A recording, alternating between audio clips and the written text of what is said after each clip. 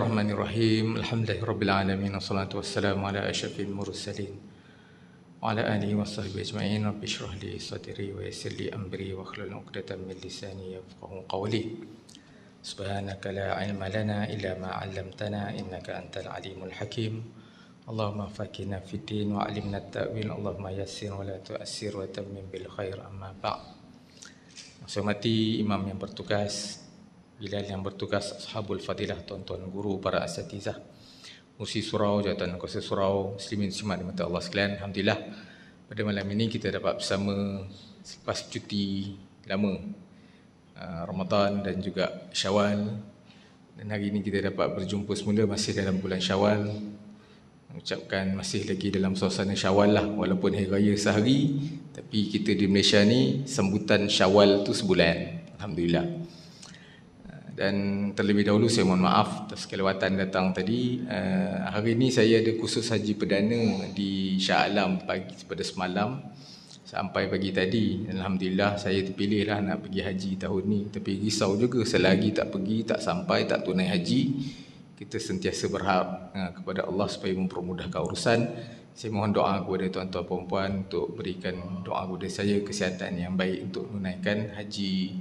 InsyaAllah saya berlepas 4 bulan 5 sampai 19 bulan 6. Mana bulan 5, bulan 6 tak ada kuliah lah kalau ikut jadualnya. InsyaAllah jumpa lagi pada bulan 7. Hari ni pun badan tadi macam segar, lepas tu ambil injection influenza. Dia pilihan je. Tapi memandangkan kita ni ada comorbidity. Dinasihatkan isi saya ambil dengan pneumococcal sekali sebab dia ada asma. Jadi dia lagi teruk ni. Saya ambil influenza malam tadi macam okey je. Pagi ni petang ni macam lain macam sikit badan. Itu biasalah kesan daripada suntikan, normal gitu. Dan insyaAllah hari ni kita sambung lagi perbincangan. Patut kuliah subuh hari tadi, tapi subuh hari tadi kita orang bertawaf. Lepas subuh dah bertawaf kat di walaupun saya kerja Putrajaya, tapi saya duduk Selangor. Jadi saya punya giliran ataupun saya punya kota masuk Selangor lah. Selangor ada 8,000 jemaah tahun ni. So buat di masjid Shah Alam, besar lah masjid tu, Putrajaya, dan wilayah buat di Masjid Besi. 2,000 lebih, kami dekat 8,000 jemaah. Dan juga buatlah tadi yang pagi tadi tawaf 7 kali betul, tu sa'i 7 kali betul lah. Kita tahlul ahid dah tahlul lah. Alhamdulillah. Hari ini kita masuk perbincangan kita. Selalu kita bincang subuh isu berkaitan dengan muamalat. Hari ini kita sambung lagi perbincangan kita sebelum saya serahkan kepada masjid lah untuk cari ganti sementara 2 bulan ini. Kita bincangkan isu berkaitan dengan pinjam meminjam menurut Islam dalam buku QA Muamalat karangan Dr. Asmadi Muhammad Naim. Sekarang ni adalah Sahibul Samah Mufti Negeri Pahang. Okey, hukum memberi pinjam. Dia pinjam ini kita dalam bahasa Melayu pinjam. Pinjam barang pun pinjam, pinjam duit pun pinjam. Dalam cerita Piramli, isteri pun dia pernah pinjam. Cerita apa, anak bapak. Kau pinjam isteri kau kejap, tapi isteri pun dipinjam kan. Jadi pinjam ini dalam bahasa Melayu, pinjam semua benda kita pinjam. Dalam bahasa Arab kita akan lihat perbezaan dia sedikit antara pinjam yang duit dan juga pinjam barang ribawi dengan pinjam barang-barang lain. Hukum dia, apa hukum bagi pinjam ni? Hukum bagi pinjam. Hukum bagi pinjam menurut dalam kita punya syariat adalah sunat, wajib, makruh dan haram. Kan? Dia ikut beza. Hukum asal dalam Islam ni, selagi tak ada datang dalil, semua benda tu harus. Selagi tak datang dalil, hukumnya harus. Datang dalil wajib, datang dalil haram, datang dalil makruh, datang dalil sunat. Macam itulah. Jadi kenapa dia berbeza? Mengikut situasi. Makan pun sama juga. Makan boleh jadi haram, boleh jadi halal, boleh jadi wajib, boleh jadi sunat, boleh jadi makruh. Okay. Dalam pinjam pun sama juga. Dalam Islam ni kalau orang kata hukum, dia pergi 5 ni je. Dia tak ada bid'ah. Bid'ah tu bukan hukum. Kata hukum je bid'ah. Tu hukum bid'ah tu apa? Sebab bid'ah dalam Islam ada bid'ah yang dibenarkan, ada bid'ah yang tidak dibenarkan. Ikut kita pandangan ahli sunnah wal jamaah. Kita kat Malaysia ni majoriti sunnah wal jamaah lah. Kita ikutlah pandangan kita ni. Dia kata Ustaz, semua bid'ah masuk neraka. Kullu bid'atin dalalah wa kullu dalalatin finnar. Dia pegang hujah tu, habis kita. Bid'ah masuk neraka lalu. Bukan kira berdosa dah, masuk neraka confirm. Tapi macam mana pula bila kes tarawih, Sayyidina Umar mengumpulkan sahabat, dia kata inilah sebaik-baik bid'ah. Habis macam mana pula Sayyidina Umar tak reti hadis ke? Kita lagi terbaru daripada Sayyidina Umar kata inilah hadza ahsanul bid'ah, inilah sebaik-baik bid'ah. Jadi kita lihat ikut situasi. Sebab tu serah kepada orang yang berautoriti buat keputusan kan. Kalau serah kepada netizen dia lain. Netizen dia ada dia punya kementerian dia. Kementerian netizen, bangunan dia pun besar. Kalau tuan-tuan perasan ada bangunan netizen. Pernah sampai? Kan?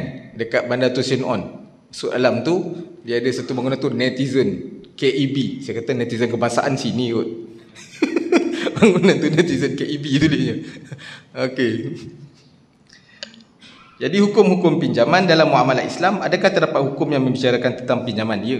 Dia disebut dalam bentuk qard ataupun al-ariyah atau airah. Ariyah lah dalam biasa mudahnya. Qardun ni kita kadang-kadang dengar jugalah, qardul hasan. Pinjam melibatkan duit, biasanya qardul hasan. Kalau kita pinjam dengan pinjangan kawan kan, pinjam dengan adik-beradik, apa nama akad tu? Tak wajib tahu nama dia, tapi tahu pinjam lah. Itulah qardul hasan, pinjam 1,000 bayar 1,000. Kalau pinjam 1,000 bayar 2,000, yang itu dah jadi perkara yang kita bincangkan masuk dalam riba. Okey. Pinjam kereta, pulang kereta ke macam mana? Itu kita tengoklah. Itu dalam bentuk ariyah kan. Jadi untuk membezakannya, kalau dalam bahasa Melayu ariyah ke qardun ke, dua-dua dia terjemah pinjam. Kalau tanya ChatGPT, kalau pinjam lah. Jadi untuk membezakannya, dalam fiqh dia ada perbezaan membicarakan hukum yang berbeza antara kedua-duanya. Pertama, al-qard, iaitu memilikan sesuatu kepada orang lain supaya dipulangkan gantinya tanpa sebarang pertambahan. Jadi peminjam tidak boleh melupuskan benda yang dipinjam dan memulangkan gantinya. Contohnya pinjam duit.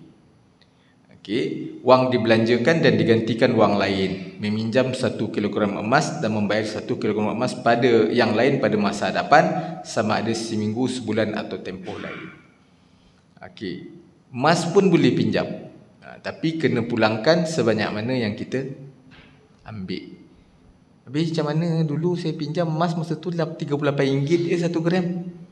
Pinjam tahun 80 tahun 90-an kan. 90-an 30 lebih je emas 1 gram. Sekarang ni saya tengok 1 gram emas yang 416, 465, 400. Kalau yang 5999 tu 515 tengok tadi sempat lalu kedai emas tengok lalu gitu je lah, tengok gitu je lah kan. 515 emas 1 gram.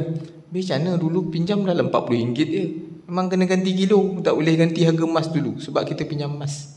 Pinjam duit lain. Pinjam duit 1,000 membayar 1,000, tapi dulu 1,000 tahun 80-an. Itulah antara perkara yang menjadi perbahasan para ulama lah dalam perkara ni, kita tengok nanti. Kedua, ariyah atau al-airah, iaitu memberikan penggunaan satu barang tanpa memberikan pemilikan. Kita pinjam motor tak? Bagi kat kawan terus ke? Kita pinjam duit, memang bagi dia pakai kan? Kau pinjam duit ni, aku bagi kau RM10, kau jangan pakai RM10 ni, aku pergi pinjam dia. Apa gunanya pinjam? Nak pakai duit tu nak pakai lah. Memang dia boleh lupuskan, tapi dia kena ganti benda lain yang sama dengan nilainya pada masa yang lain. Itu nama pinjam. Okey. Jadi kalau barang, pinjam kereta kan, aku bagi kau pinjam Proton Wira, aku nak kau balikkan BMW. Itu bukan pinjam tu kan. Jadi pinjam ni kita tanpa memberikan pemilikan, tapi menggunakan beri kepada untuk kegunaan. Biasanya pinjam pen, pinjam pemadam kat sekolah biasalah pinjam kan. Pinjam pen kawan ada tak? Nak pinjam pensel? Pinjam pensel jap kan. Kata kalau pinjam kau kena pulangkan balik dakwat kau tu, kau pagi ke tu ayat sekarang kita dengar kan.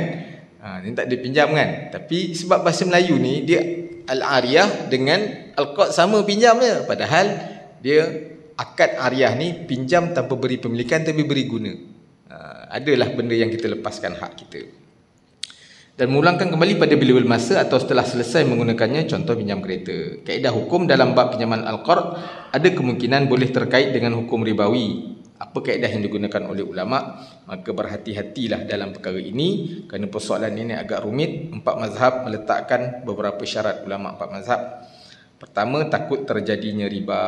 Jadi tidak boleh penambahan sebab barang bayaran ganti. Emas, beras, duit. Syaratnya pinjam RM10 bagi RM10 juga. Kalau lebih daripada itu jadi riba. Tapi kalau kita sengaja nak bagi lepas kita dah pulangkan, itu cerita lain. Jangan ada dalam akad. Letak akad walaupun kita yang nak bagi. Aku pinjam kau RM10, nanti aku bagi RM11, jangan risau. Pun riba juga. Walaupun kita yang nak bagi. So hati-hatilah berkaitan dengan riba. Jadi menurut pandangan ulama mazhab, ulama-ulama mazhab Imam Abu Hanifah dan mazhab Imam Ahmad, perkara ribawi lah perkara yang boleh disukat dan ditimbang. Pada pandangan mazhab Imam Malik, dua unsur dia logam dan perak dan makanan ruji merupakan bahan ribawi. Manakala imam mazhab kita, Imam Syafi'i, berpegang bahawa bahan ribawi ialah bahan yang ada unsur matuang dan bahan makanan thamaniyah. Syafi'i sebab ada hadis daripada hadis tamar bitamar, badli dengan badli, gandum dengan gandum, maka dipecahkan kepada dua. Satu dalam bentuk samaniyah, penyimpan nilai, harga. Emas tu penyimpan nilai, duit pun penyimpan nilai, maka dia dalam kumpulan yang sama. Sebab ada pandangan para ulama, sebahagiannya bukan di Malaysia, dia kata duit itu bukan barang ribawi sebab dia bukan emas. Bahaya macam tu. Kalau kita guna di sini, pinjam RM1,000 minta RM10,000 sebab dia bukan barang ribawi, bahaya gitu. Maka kita tak guna pandangan tersebut di sini. Ada juga pandangan yang gitu, tapi kita di sini sepakat dah. Majoriti ulama kata tak, duit adalah barang kerana fungsinya sama. Apa fungsi emas zaman Nabi dulu? Untuk membeli barang pakai emas, untuk membeli, untuk pemilikan pakai emas. Sekarang ni kita tak pakai emas, pakai duit. Dan duit ini ada dia punya penjagaan dia, ada dia punya kawalan dia. Maka hukumnya berbeza, maka hukumnya sama macam penggunaan emas. Sebab tu para ulama dalam benda yang sekarang ni yang baru, Bitcoin, Ethereum, bagi yang tak pernah dengar pun, ini dipanggil aset digital. Kita tak panggil metuang. Kalau metuang dia ada kawalan. Jadi aset digital.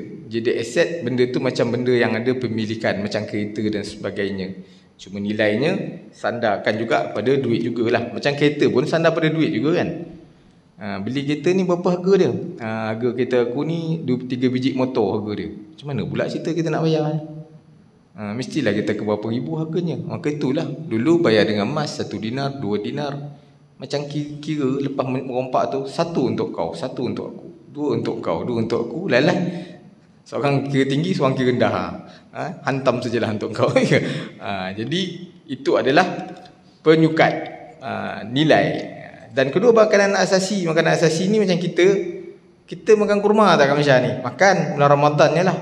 Masuk je bulan Rejab, masuk je bulan Syakban, Yusuf Tayyub. Tahulah nak Ramadan nak sampai kan. Masa tu habis segala kurma keluar kan. Kurma yang baru ni pun tak habis lagi kan. Apa senang kan, banyak simpan. Okey, tapi kita makanan asasi kita di sini adalah nasi. Tapi tamar barang ribawi juga. Cuma kita taklah masyhur menggunakan makanan asasi. Justru pada pandangan mazhab Syafi'i tidak boleh disyaratkan lebihan bayaran pada barang-barang yang dipinjam yang mempunyai unsur matuang atau makanan. Contohnya apabila dipinjamkan sekilo daging kering, tidak boleh disyaratkan agar dipulangkan dengan setengah tidak boleh disyaratkan agar dipulangkan dengan sekilo setengah daging kering yang lain. Jadi makanan pun tak boleh. Kita pinjam kawan kan, zaman kita dapur kan. Dapur kita habis garam. Pergi pinjam sebelah jap kan. Tu barang makanan tu, garam, gula, pinjam sekilo, pulang sekilo. Jangan pula aku boleh bagi kau pinjam sekilo tapi kena pinjam pulang 2 kilo. Itu riba. Sebab dia barang makanan. Barang makanan hati-hati sikit pinjam tu. Macam cerita apa? Alibaba bujang lapuk kan. Pinjam 1 gantang gandum, boleh ganti 2 gantang gandum. Yang tu riba lah tu. Tu riba.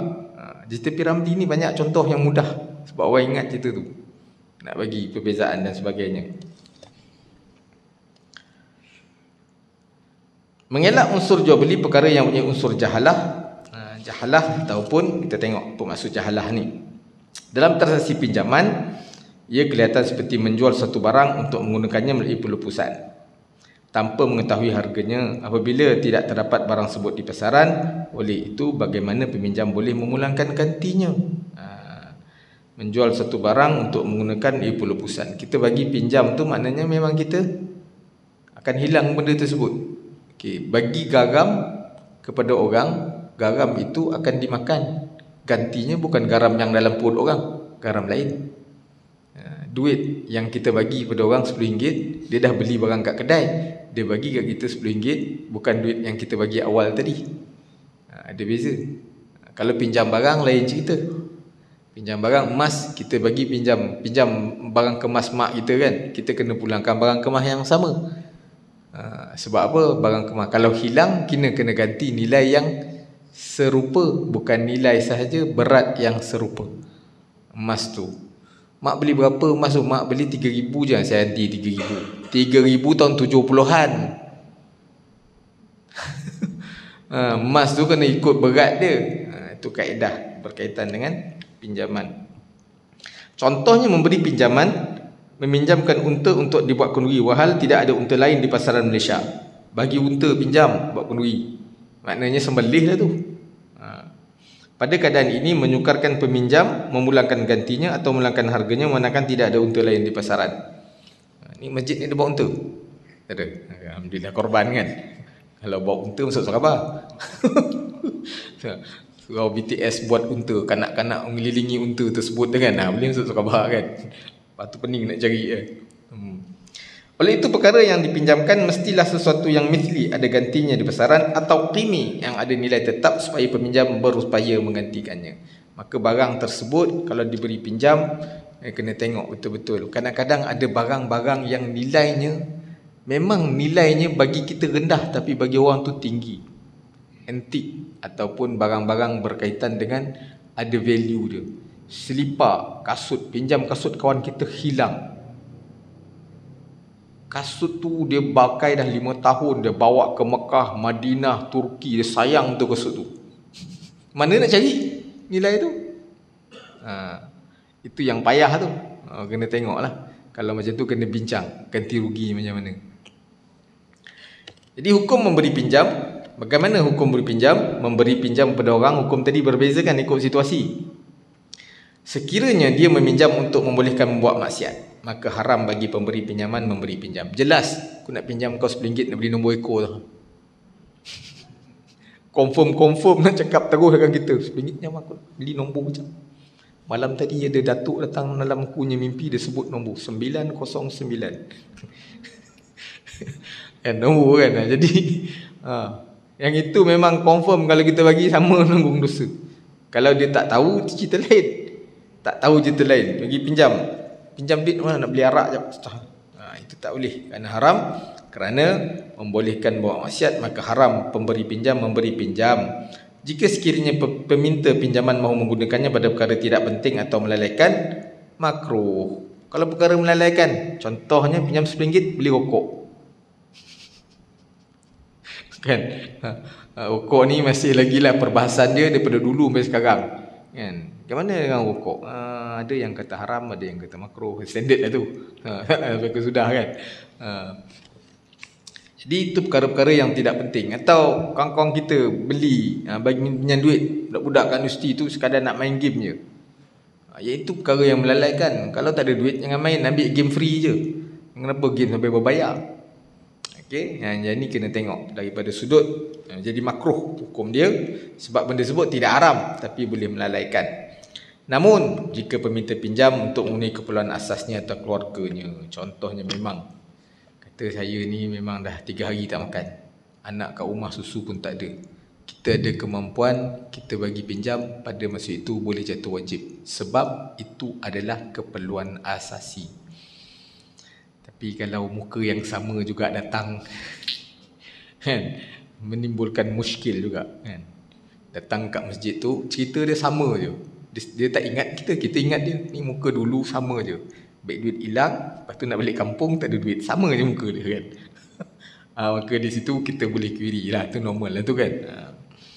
Tapi kalau perkara tersebut memang kita tahu, malah kalau daripada sudut itu memberi bantuan juga.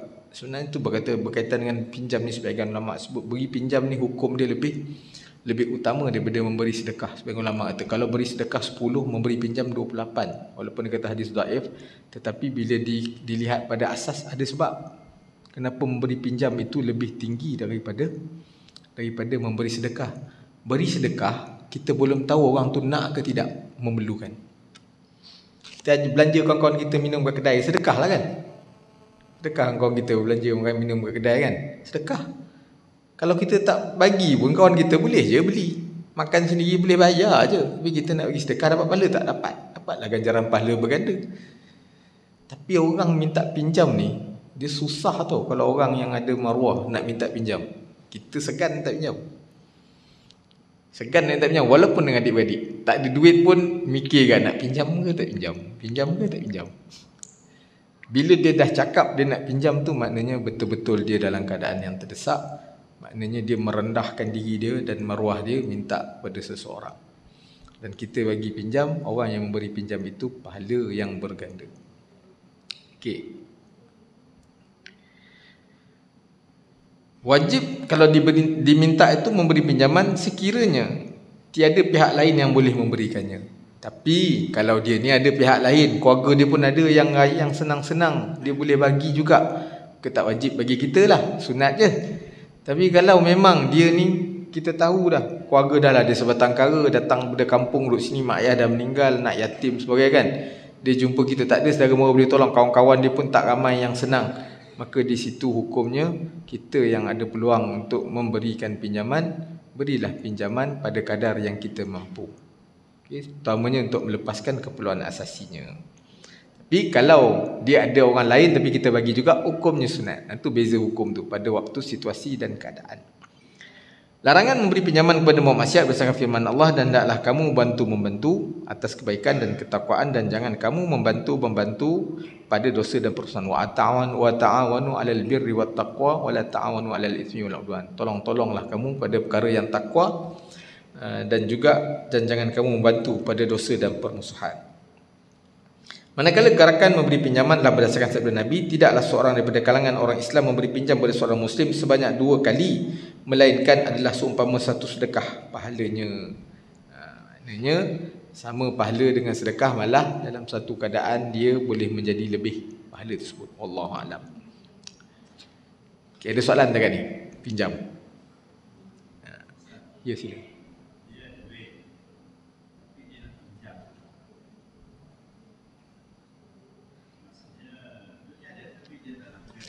Okey. Hukumnya dia minta pinjam, hukumnya harus dia minta pinjam. Ya. Boleh, dia boleh minta pinjam, hukumnya tak haram.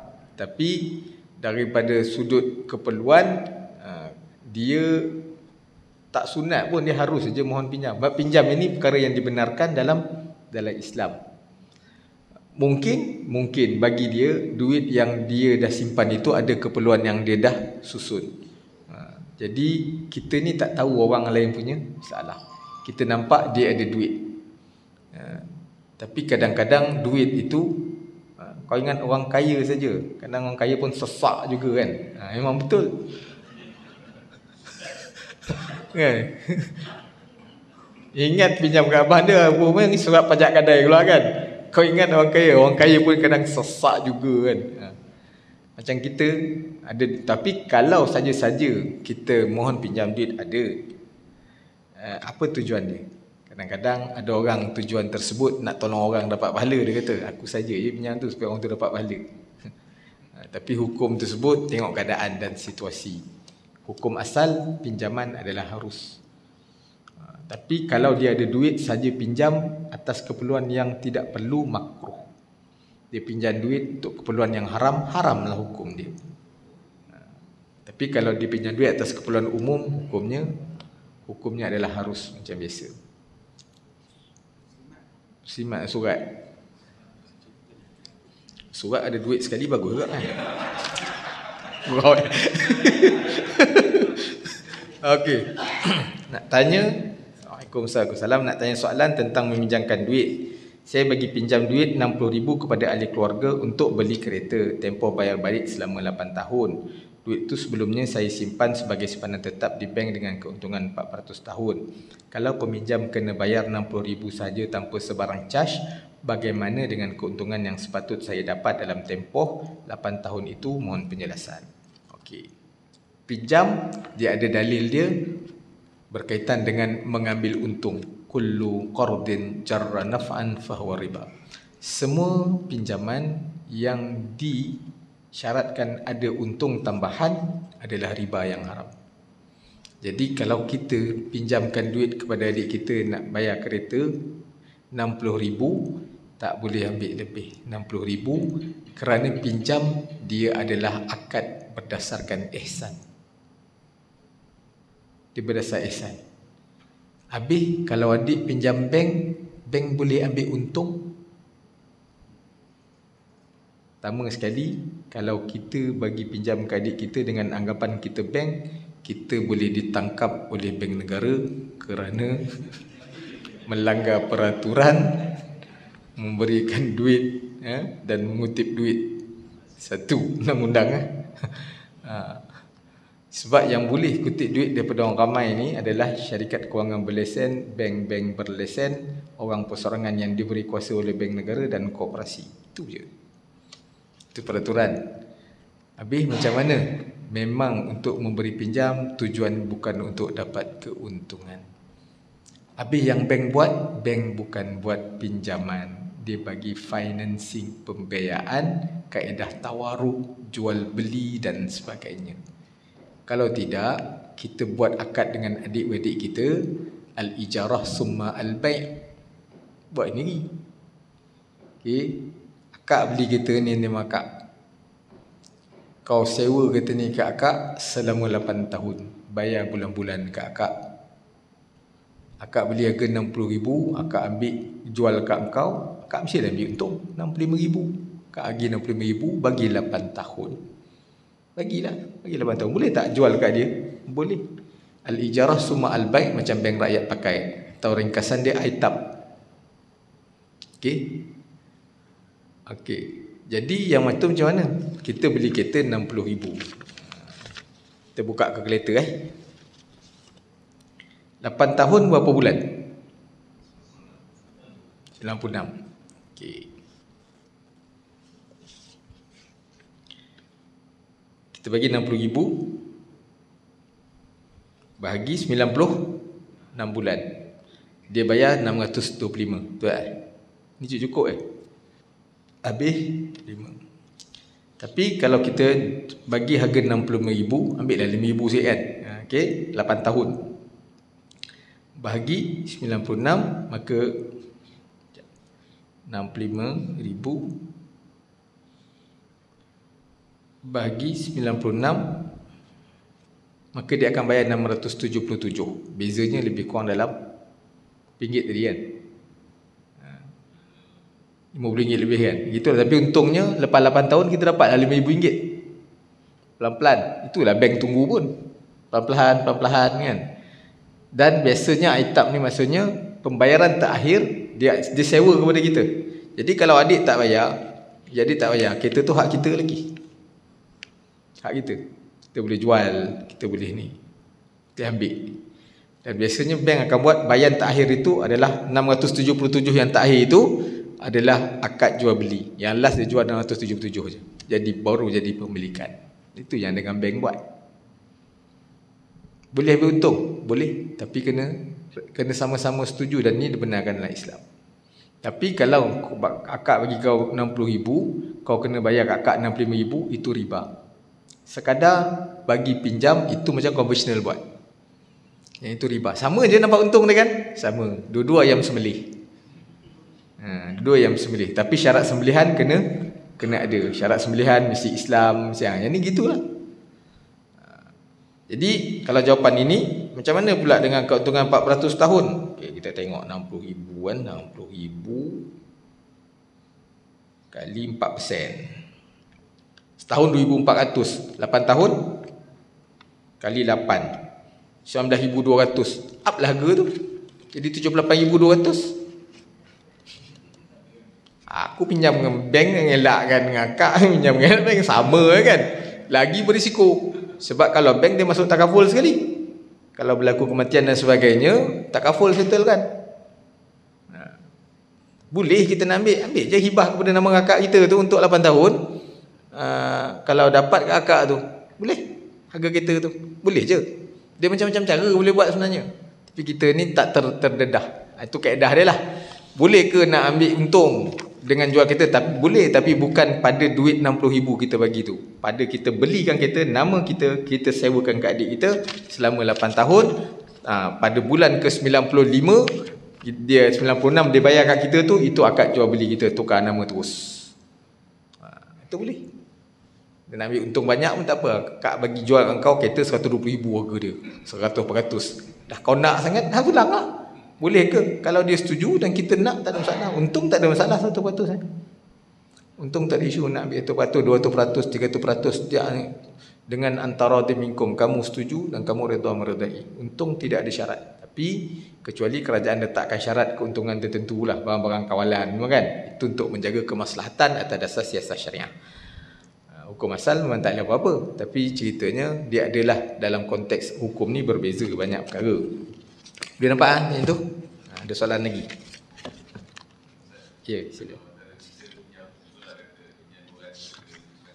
Okey.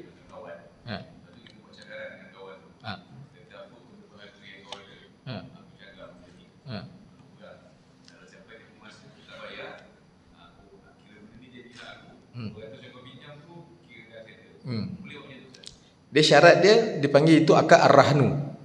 Bukan akad bukan al-qardu. Dia ar-rahnu, pinjam dengan cagaran. Ar-rahnu ni sekarang dah okey, ramai orang tahu dah sejak Kelantan buat tahun 90-an, baru orang tahu ar-rahnu ni punya ada gadaian Islam. Cagar boleh, tetapi cagaran itu dia tidak boleh kita ambil untung padanya. Contoh, dia pinjam kat kita 5,000, dia bagi barang kemas. Barang kemas tu harga berapa? Harga 5,000 juga. Kalau dengan apa kita buat yapim, bank rakyat semua, dia ambil 70% je. Dia akan nilaikan emas tu harga 10,000, dia akan bagi 7,000 je. Biasanya gitu, 70%. Okay, dan dia ada upah simpan dan sebagainya. Keuntungan dia pada mana? Keuntungan dia pada upah simpan tu. Dia ambil upah simpan barang tersebut. Okey. Itu ar-rahnu. Jadi bila berlaku situasi macam yang tuan sebut tadi, cagar apa nak jaga kat dia?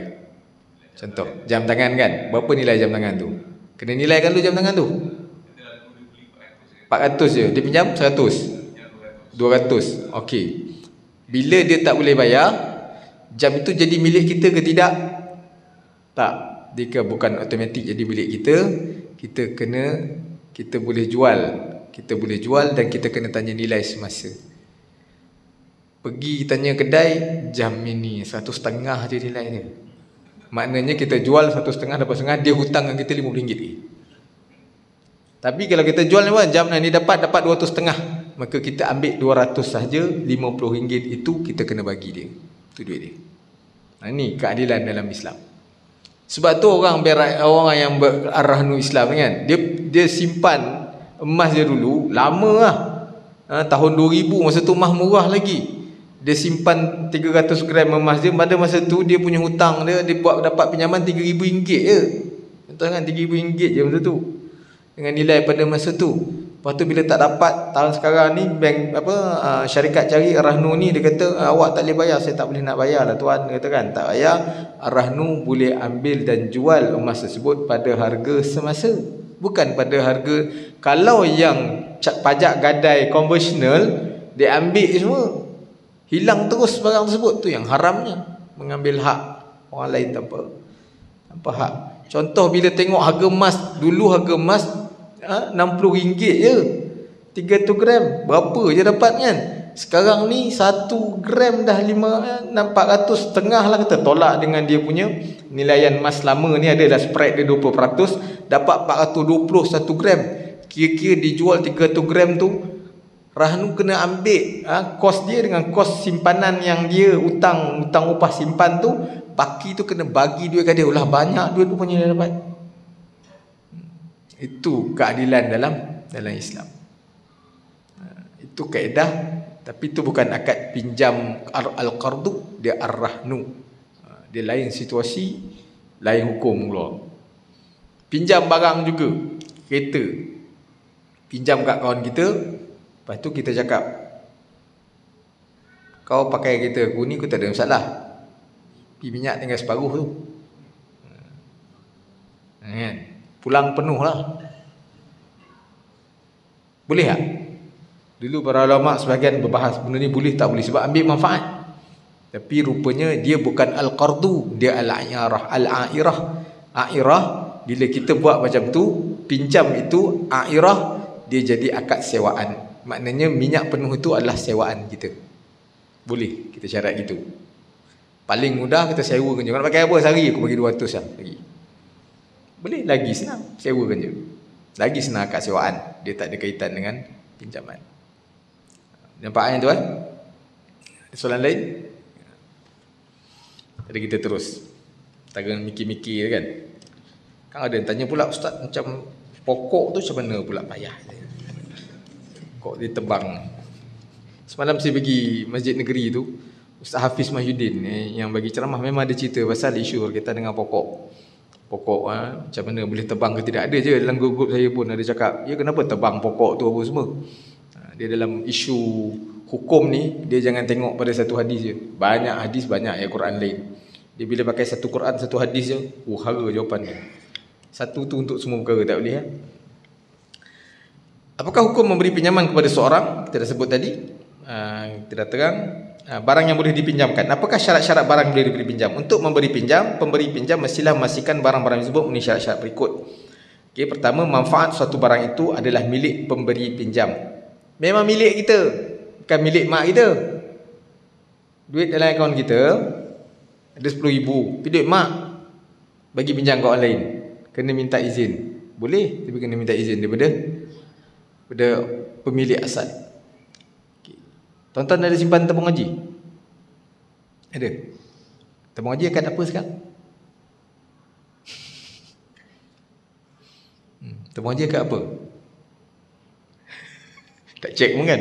Simpan dia kan? Tuan-tuan tahu tak duit tuan-tuan tabung haji guna untuk berniaga? Sebab tu dia zakat kan? Tahu kan? Saya bukan suruh keluarkan, saya cerita je. Sebab hukum dia guna, dulu dia pakai akad dulu. Tabung haji guna akad yad damanah. Wadi'ah yad damanah. Dia ambil jaga duit kita dan dia amanah, kita bagi peluang untuk dia berbelanja berapa-berapa persen. Itu dulu. Sekarang ni saya tengok yang terkini kalau buka Tijari baca akad dia pakai akad wakalah. Kalau akad wakalah memang kita bagi duit kat dia, terpulang kat dia nak pakai apa. Tapi dia ada dia macam ASB kan. ASB akad tu pun dia pelaburan tu, dia akad pelaburan. Bila akad pelaburan, duit pelaburan, mana-mana perkara yang kita syarat untuk masuk labu, dia tertakluk pada dua perkara. Apa dua perkara sebut? Bila kita labur duit, apa yang berlaku pada duit kita? Dua perkara je. Misalnya, sama ada untung atau rugi, dua tu je. Kalau rugi, redha lah. Kalau untung, alhamdulillah. Cuma beza ASB, beza ASB apa? Dan kena tahu hukum duit. Bila kita labur pada seseorang, tidak boleh dijamin duit itu tidak hilang. Tidak akan rugi. Kalau buat jaminan itu, confirm jadi riba. Itu hukum dia pula. Bertukar menjadi pelaburan kepada akad pinjaman. Ini antara perkara-perkara yang kita tak faham sangat, awam-awam kita ni kan. Kita percaya. Tapi bagusnya, kalau benda tersebut, pelaburan tu ada pengawasan syariah, okeylah. Sebab orang itu ada autoriti dan memang orang yang buat dengan kajian dan ilmu. Kita komen belakang je biasanya kan, semua tak berhati kan, biasa tu. ASB ni pula, kalau kita pinjam, kalau kita labur, duit tu hilang tak? Tak kan? Sekurang-kurangnya dia akan pergi pada RM1 kan? Kenapa? Sebenarnya ASB apa? Dia punya tagline dia, dijamin oleh kerajaan. Kata tadi tak boleh jamin, ni boleh pula. Ni ustaz pening lah Ustaz kan, tadi kata tak boleh, ni boleh pula kan. Ni ikut dia hukum boleh semua gitu kan. Kena tahu kita masuk kepada amanah saham, siapa yang ngurus tu? PNB. PNB ni adalah syarikat yang di JLC kerajaan akan melaburkan duit. Kerajaan adalah entiti yang berbeza. Dalam Islam, jaminan itu boleh dibuat oleh pihak ketiga. Maka kerajaan adalah pihak ketiga. Contoh saya pinjam duit dengan tuan pinjam 10,000. Tu macam mana ni saya nak bagi kalau duit ni saya labur duit ni, kalau duit hilang macam mana? Orang haji ni, tak apa ustaz. Duit ustaz dia rugi ke atau tidak, 10,000 tu saya jamin saya akan bayar ke ustaz 10,000 tu juga. Sebab saya percaya orang ni kata. Pulanglah. Pihak ketiga jamin, tak ada masalah. Itu penjaminan pihak ketiga. Itu bezalah daripada sudut hukum. Okey, tak boleh bagi bukan hak kita. Ataupun satu yang sudah disewakan kerana bukan barang tersebut sudah mikir. Contoh, kita ada rumah kan. Ada kadang-kadang orang ada rumah, 2 rumah. Takkan nak duduk 2 rumah kadang, satu rumah sewakan.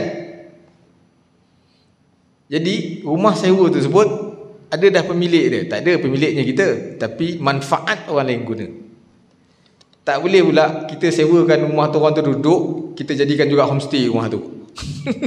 Pening orang dalam rumah tu. Pahal ni saya sewa duduk sebulan homestay ni, pahal ada seorang pula datang nak buat homestay, dah 2 kali. Tak boleh sebab manfaat itu telah diberi kepada orang lain. Kita tak boleh. Sebab tu kita nak masuk rumah sewa kita sendiri pun ada batas-batas yang kita kena jaga. Walaupun rumah tu rumah kita, setakat mana yang kita boleh, ada hak-hak dan privacy dia yang kita tak boleh langgar. Sebab itu pemilikan dia, pemilikan kita. Tetapi itu dengan syarat rumah tu memang kita bagi sewa kat dia lah. Tapi kalau rumah tu kita lama tak tengok, tiba datang-datang dah ada orang duduk je. Orang tu kalau halau keluar, dia kata awak kena, saya nak suruh saya keluar bagi pampasan. Macam pernah dengar itu ni kan. Macam tu lah. Logik tak? Tak logik lah. Kita ada hak tak kalau dia keluar? Boleh. Kita boleh rampas barang dia? Boleh. Sebab dia menceroboh rumah kita. Macam tu lah. Barang pinjaman taklah boleh dimanfaatkan. Maka tidak sah memberi pinjam barang-barang yang tidak boleh dimanfaatkan, seperti kereta yang sudah tidak boleh digunakan atau mesin basuh rosak, tidak boleh dibaiki. Pinjam mesin basuh boleh ambil lah kan? Tak boleh pakai dah. Maka tak adalah penggunaan iarahnya. Memberi pinjam manfaat tidak bertentangan dengan syarak. Justru tidak sah pinjaman barang-barang yang dilarang oleh syarak, atau barang kemas untuk menunjuk-nunjuk dan berhias dia bukan mahram. Sebab tu tengok orang-orang yang ada syarikat-syarikat emas ni, kalau benda macam ni dia taja artis-artis yang buka aurat. So hati-hati. Taja kan, bagi pinjam pakai kan. Hati-hatilah.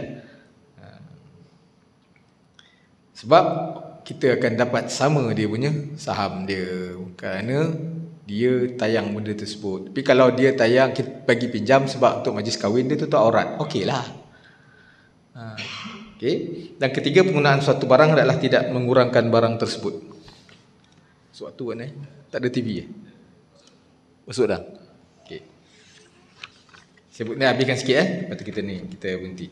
Penggunaan suatu barang tidaklah mengurangkan barang tersebut. Oleh itu tidak sah meminjam lilin di bawah konsep al-ariyah, kerana lilin akan cair apabila digunakan. Apabila adanya unsur pelupusan, maka kita sepatutnya merujuk kepada kontak al-qard. Lilin tak boleh ariyah sebab lilin pinjam memang dia hilang. Enjin ni memang hilang lah lilin tu. Kita nak panjang tu juga. Baik kita jual benda tersebut. Baik jual lah. Tapi dia atas dasar dia bukan ariyah, tapi dia dikira bawah akad al-qard sebab benda yang boleh lupus dan hilang. Wallahu alam. Okey. Kita berhenti sini ya. Okey. InsyaAllah kalau ada apa-apa soalan tahir. Kalau tak ada, sekali lagi mohon maaf atas barang kekurangan, mohon maaf juga atas sepanjang kita berada di sini bersama tuan-tuan dalam kelas. Kalau ada tersilap kata, tersalah kata, mohon doakan saya juga. Saya pun insya-Allah mendoakan tuan-tuan di sini, di sana insya-Allah, supaya kita sama-sama diberi kesempatan oleh Allah untuk sampai ke tanah suci sama-sama. Kemudian pada masa-masa yang akan datang, dan insya-Allah Tuhan memberikan keberkatan, mengampunkan dosa kita.